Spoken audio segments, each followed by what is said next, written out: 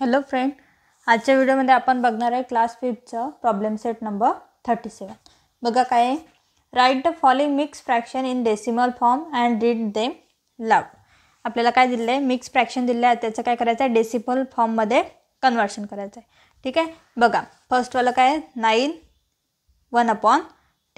ठीक आहे. आता आपल्याला डेसिमल फॉर्ममध्ये लिहायचं आहे. बघा इथं 10 आहे, इथे बघा हा 9 तर आपल्याला ॲज इट इज येईल.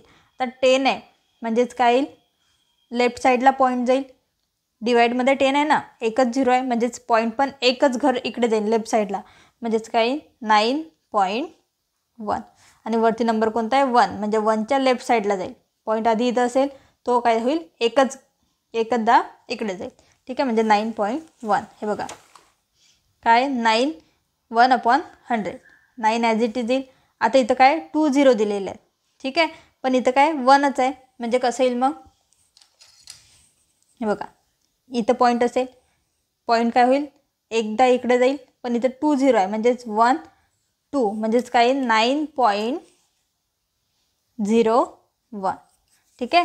आता हे बघा इथं 2 0 आहे म्हणजेच काय पॉईंट कुठं जाईल 1 2 2 0. ठीक आहे, म्हणजेच काय 4.53.